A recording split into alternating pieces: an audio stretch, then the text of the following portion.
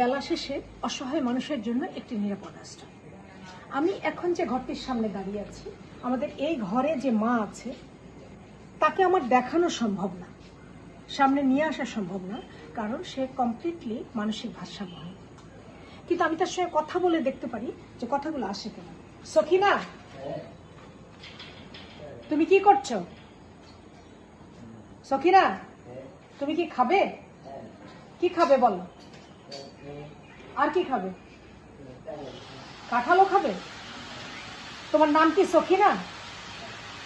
তুমি একটু জোরে কথা বলো দেখি। হ্যাঁ, তুমি তো সুন্দর করে গান করতে পারো, একটা গান করো দেখি। একটা গান করো, একটা গান করো। করো, কি সুন্দর করে তুমি নাচ করো, গান করো। আচ্ছা, বলছিলাম সখিনার কথা। সে হয়তো আমি এখন বলছি জন্য কথা বলছে না। সে একা একা নাচ করে, একা একা গান করে, একা একা চিৎকার করে, একা একা ঝগড়া করে।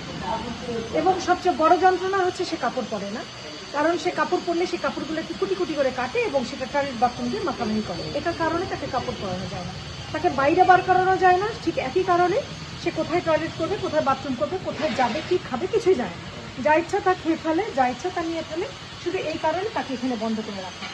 তো আমরা যদি এইভাবে বন্ধ করে রাখি না, আর একটু খোলা রাখি, আজকে ক্যামেরার সামনে তাকে আনা যাবে না জন্য আমি একটু আড়াল করে রেখেছি। এই মানুষগুলা, সমাজের এই মানুষগুলোর কথা আসলে অনেকেই জানে না। পথে ঘাটে পড়ে থাকে যে মাগুলি, তারা প্রচণ্ড অসহায়। ওরা জানে না যে ওরা মানুষ, কিন্তু আমরা তো জানি। এই জন্য এই মাদের, আমি জানি 50, 60, 70, 100 বছর হলেও একটি মা রাস্তায় থাকতে পারে না, কিন্তু একজন বাবা কিন্তু রাস্তায় থাকতে পারে। তাই আমরা কাজ করি মা ও শিশুদের জন্য। যদি কোথাও রাস্তায় এখানে সেখানে কোনো মা বা কোনো শিশুকে পড়ে থাকতে দেখেন, অবশ্যই আমাদেরকে জানাবেন। আর তাদের জন্য আমরা এই উপরে একটি বিল্ডিং শুরু হয়েছে, এই বিল্ডিংটির কাজ হচ্ছে, 6 তলার ফাউন্ডেশন দেওয়া হয়েছে, কাজ এখনো চলমান আছে। আমি আশা করব আপনাদের যাদের সামর্থ্য আছে তারা একটু এগিয়ে আসবেন, আর এগিয়ে আসলে আমাদের কাজ করতে সুবিধা হবে এবং তাদের আবাসনের জন্য সুন্দর একটি পরিবেশ তৈরি হবে। আসুন আমরা সবাই মানবিক হই।